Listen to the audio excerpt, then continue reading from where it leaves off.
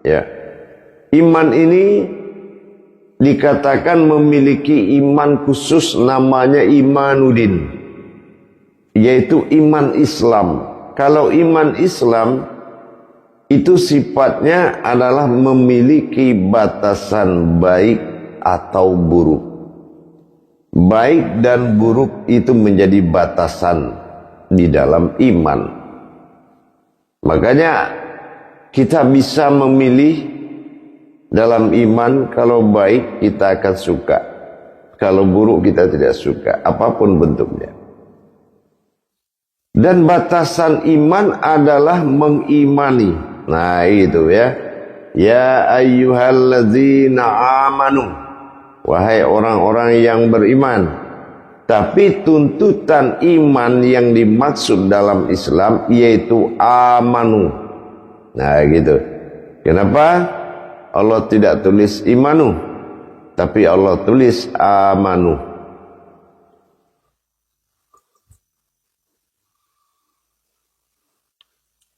Kenapa Allah tulis amanu?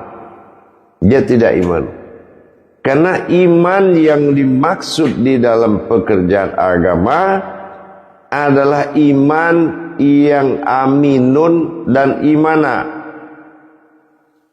yaitu iman yang aman, yang amanah. Ya, gitu. Jadi bukan kita memilih,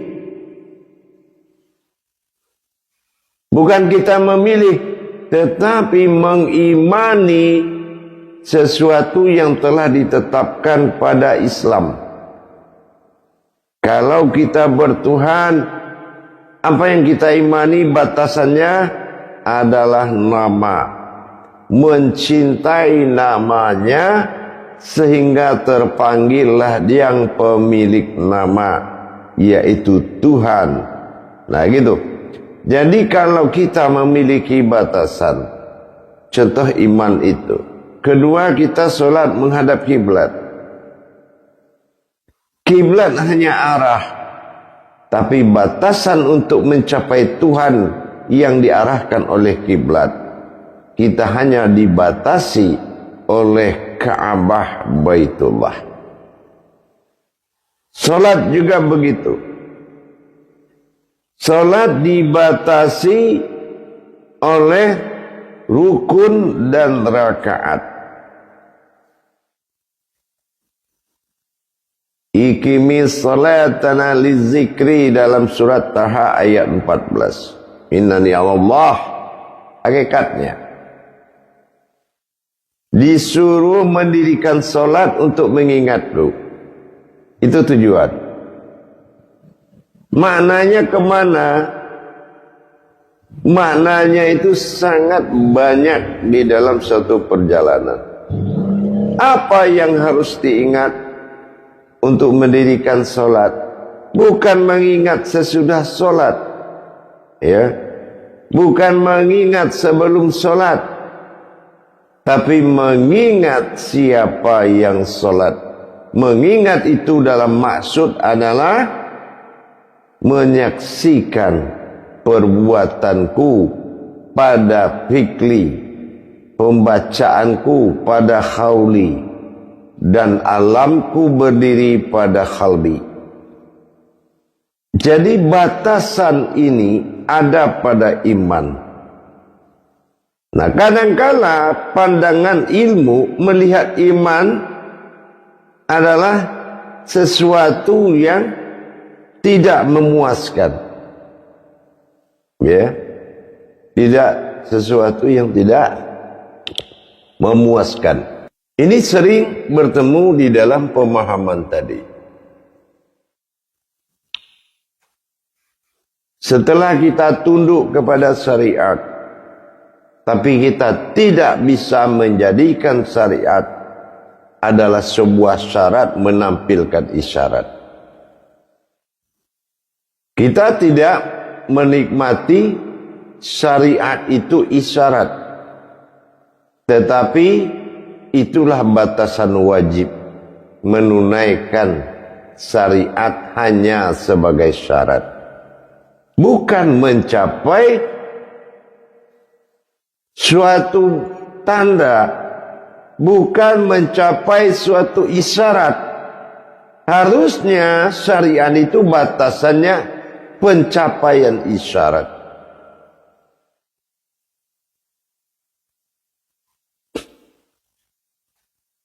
Nah, ini batasan. Yang berikutnya kita lihat dari sisi batasan, yaitu tauhid. Tauhidnya tauhiddin, yaitu batasan iman Islam dengan menyebut Tuhan itu bernama Allah dan Rasul itu bernama Muhammad. Tubuh dan nyawa terbagi dua nama. Tubuh zahiru Rabbi, penandaan Tuhan. Ruh atau nyawa adalah batinul adi, penandaan umat. Terjadi rukun umat dan Tuhan, barulah benar pekerjaan ibadah. Tapi kalau tidak terjadi kebenaran rukun umat dan Tuhan, karena dia telah membagi dua dirinya, dengan dia menikmati ketuhanan dan dia menikmati keumatan pada dirinya sendiri. Ini dipisahkan oleh batasan tadi. Kalau memang sudah batasan, maka jatuhnya iman. Ya, jatuhnya iman. Tapi iman yang amanah, mengimani amanah, ya, aman, aminun atau amanah, imanah itu aman. Jadi percaya itu, maksud iman dalam Islam, orang yang percaya kepada amanahku, maka dia akan aman. Nah, itulah gunanya syariat itu menyimpan isyarat, maka gerakan menjadi syarat. Nah, mendapatkan amanah di dalam syariat, maka itulah yang menjadikan syariat itu menjadi syarat. Tapi kalau tidak kita mendapatkan amanah aminunnya, maka tidak akan menjadi aman. Ya, arti amannya tidak berhasil dalam pelaksanaan ibadah. Kenapa? Karena kita tidak menuju kepada hakikat. Sementara ibadah itu sama artinya kita berumah tangga disebut nikah. Nikah itu tidak akan pernah terlihat oleh mata kecuali perkawinan. Sama dengan ibadah. Ibadah ini kesempurnaan, tetapi amaliyahnya adalah perbuatan. Makanya terbagi dua. Dua kali ucapan azan, berdirilah amaliyah menuju ibadah. Berdirilah zahir melihat batin. Berdirilah umat kepada Tuhan. Semuanya rukun berpasangan. Ini namanya batasan iman. Iman adalah batasan. Makanya ada rukun iman. Nah, rukun iman ini kita harus menjadi batasan. Batasan ini dalam hukum hijahiyah disebut as-sajadah. Batasan itu adalah sebuah perwujudan atau tempat. Tidak ada yang sebenarnya. Itu yang dinamakan as-sajadah. Jadi kalau kita paham dengan batasan adalah iman, maka iman apabila memandang kepada ilmu, maka ilmu ini perbedaan dengan iman, ilmu tidak berbatas. Ya. Ilmu tidak ada batasan. Kenapa? Karena tauhidnya sudah naik ke peringkat tauhudun. Ya, tauhidnya sudah naik peringkat tauhudun. Apa tauhidnya? Semua sudah menjadi hakikat. Allah langsung kepada wujud hakikat. Posisi Allah hudun dan Muhammad pun langsung kepada hakikat, yaitu kepada husnanya, yaitu Muhammadun. Di sini keakuan ketuhanan sudah mulai melebur menuju aku Tuhan. Ini namanya tauhidun. Allahudun wal Muhammadun. Nah ini soli asyhadu an la ilaha illallah al-malikul haqqul mubin. Nah, kita sudah menuju ke peringkat keakuan akunya Tuhan. Nah ini, maka ini jatuh kepada kodratnya ilmu. Di sini tidak ada lagi tauhidin. Di ilmu hanya ada tauhudun. Tauhudun adalah berbicara aku terhadap diriku. Nah ini adalah sifatnya wujud. Wujud itu seseorang mengalami pada keakuan diriku. Apa keakuanku? Kecintaanku pada sifat keumatan diriku. Apa keakuanku? Kesenangan aku menduduki ketuhananku. Apa keakuanku? Aku yang menikmati keumatan dan ketuhanan diriku. Ini tauhidun. Dan dia memiliki rumus-rumus ilmu yang berbeda dengan iman. Disinilah tidak ada dan tidak bolehnya ada penilaian timbal balik antara iman dengan ilmu. Di surat Al-Mu'minin jelas sekali Allah katakan afqala laiful mu'minin. Afqala fil mu'minin itu beruntunglah orang-orang berilmu. Bukan orang tidak berilmu tidak beruntung, tapi siapa yang merasa puas kalau dibatasi. Nah itu maksudnya. Tapi kalau berilmu sudah ada jaminan beruntung. Surat Al-Mu'minin ayat 1. Apalagi ayat 2 mendukung kepada kekusukan, ya. Kekusukan itu tidak pecah imannya. Alladzihum sholatihim khashi'un. Di sini orang itu tidak pecah pengalaman, tidak pecah pandangan, tidak pecah keyakinan, tidak muncul maknanya kepada ragu-ragu. Tidak ada khawatirnya kepada ketuhanan. Kenapa?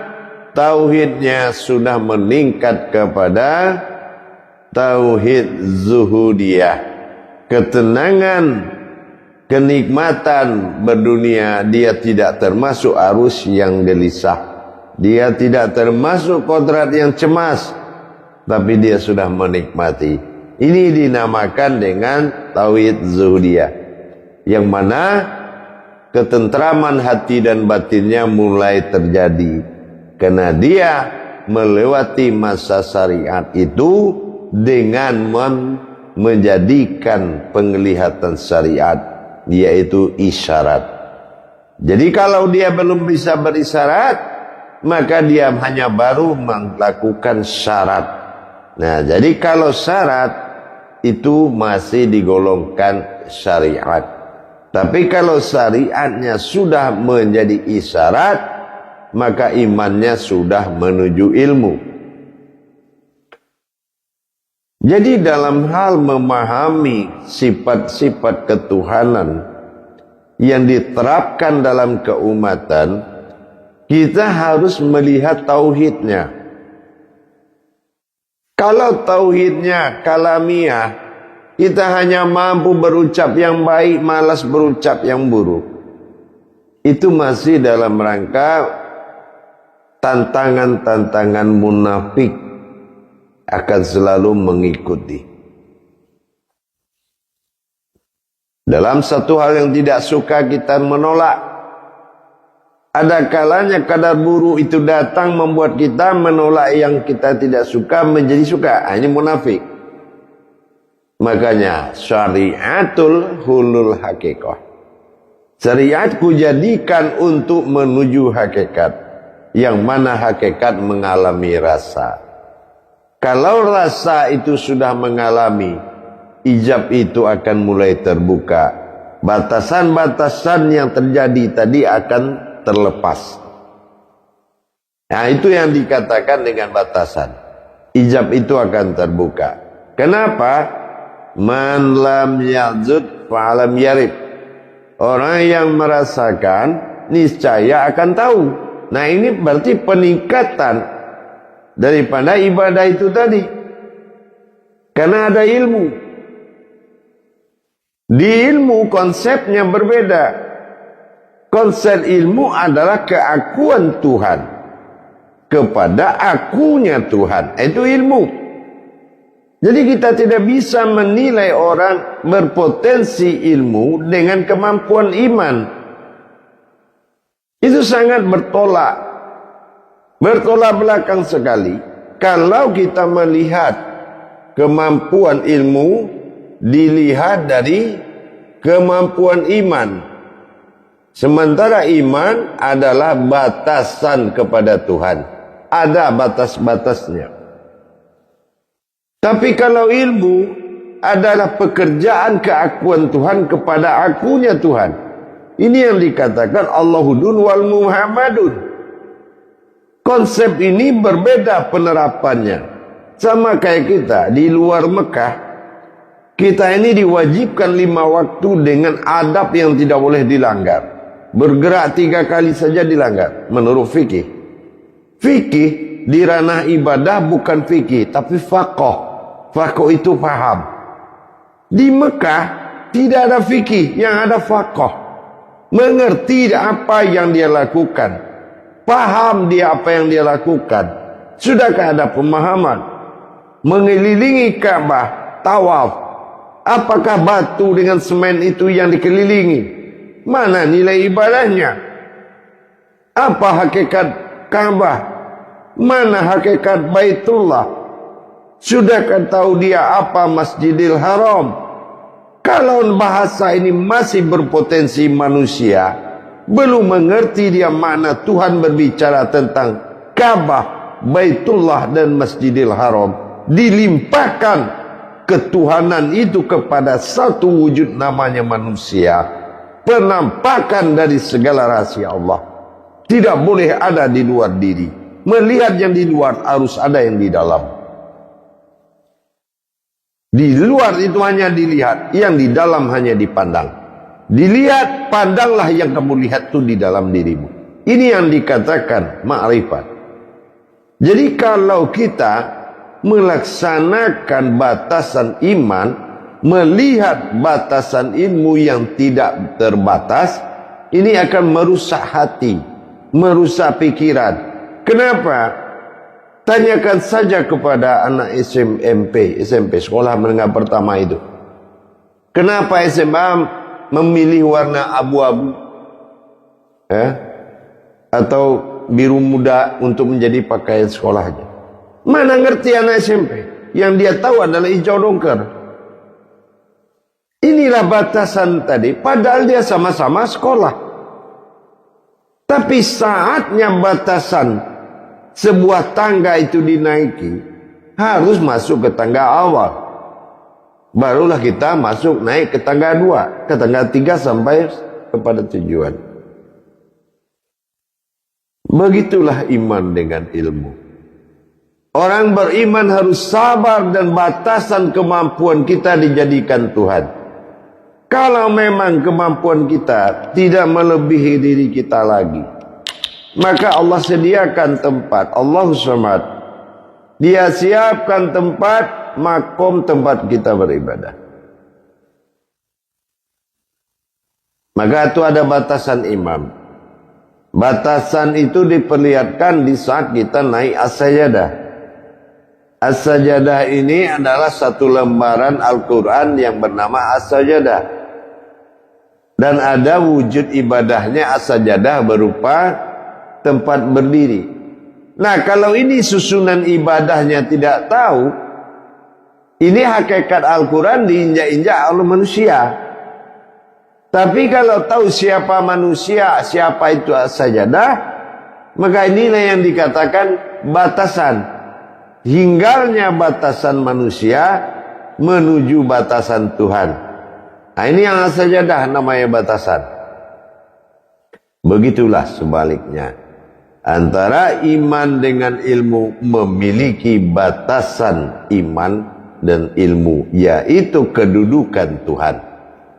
Kedudukan ketuhanan dalam masa iman, kedudukan ketuhanan dalam masa ilmu akan membedakan berkah dan membedakan adab-adabnya yang tidak akan sama.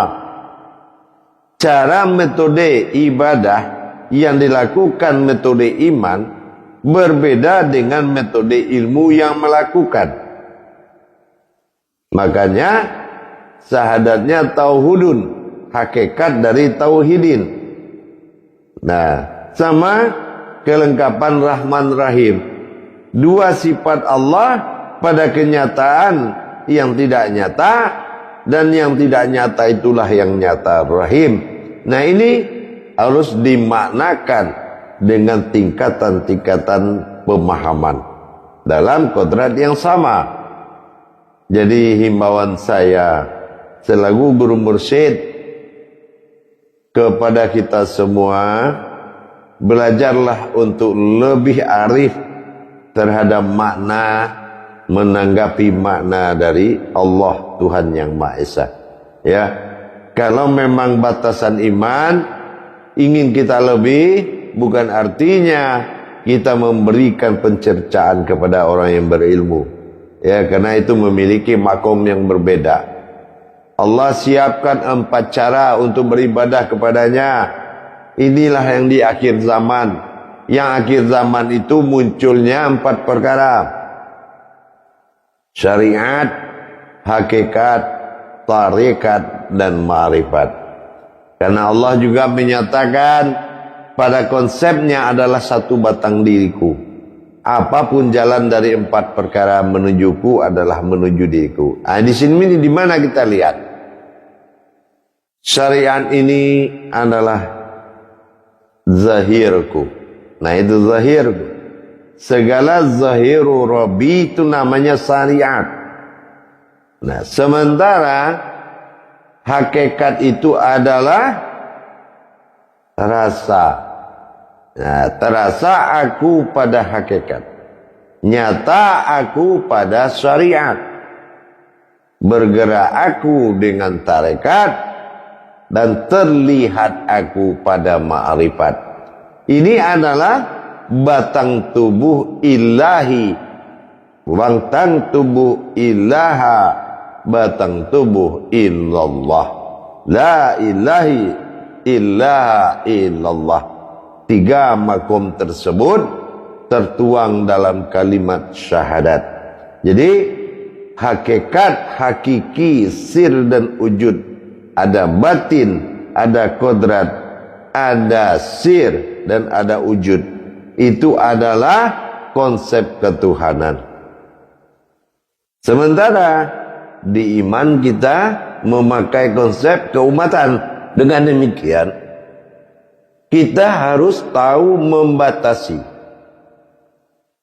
membatasi terhadap perbuatan ketuhanan.